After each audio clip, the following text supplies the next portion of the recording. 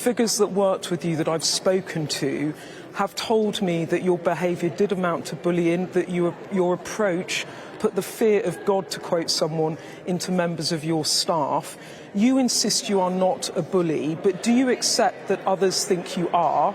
And are you confident that you're going to remain in your post in a few months' time? Well, I've of course engaged with the inquiry and will not comment on it at all, and certainly not comment on anonymous claims made through the media, which of course are in breach of the rules of the inquiry. Put it another way then, do you think you will be exonerated and remain in post? I have nothing more to say than I've already said at length. OK, so you're not sure you're going to be exonerated? It's an independent inquiry. I'm confident I behave professionally at all times. OK, so you think you'll be OK? I'm not going to comment on the outcome of an inquiry, which is by definition independent. Let's bring in our political editor, Beth Rigby, for her thoughts on that interview. He didn't look quite as assured as he did on Sunday with Sophie Ridge there, Beth.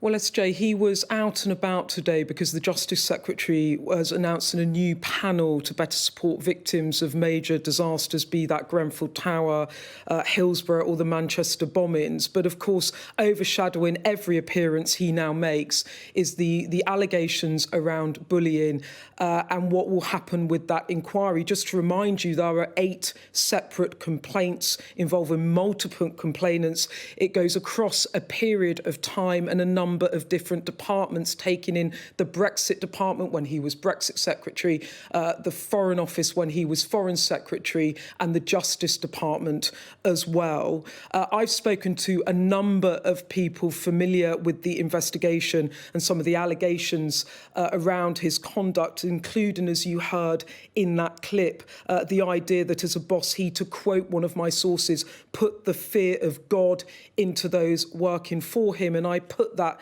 to him in that pool clip just now. And I should stress, Sarah Jane, that he does deny the allegations. He said to Sky News, as you were saying, that if one of these complainants are upheld, he will resign. But whether he is going to be exonerated at the moment is much less clear. And when I asked him that question 3 times, he just simply refused to answer.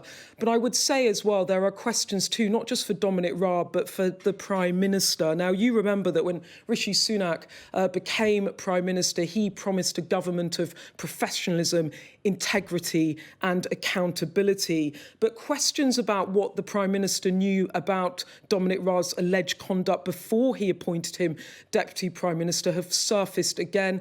I was told by a source last month, which we reported, that the Prime Minister was told directly about what this person described as Dominic Raab's unacceptable behaviour. But at the time, there were no formal complaints. The Prime Minister, well, he wasn't then the Prime Minister, but Rishi Sunak became Prime Minister and then went on to promote Dominic Raab and reappoint him as Deputy Prime Minister. Now, Number 10, when we've put those allegations to them, say that at the time Dominic Raab was appointed, there was no formal complaint. But this matters because there's still questions around what did Rishi Sunak know when. So I think there's questions for Dominic Raab. There's questions about the Prime Minister's conduct and what he knew. And those involved in the allegations and the investigation around the bullying complaints levelled at Dominic Raab say that they think in a month or so it could be concluded. This inquiry by a KC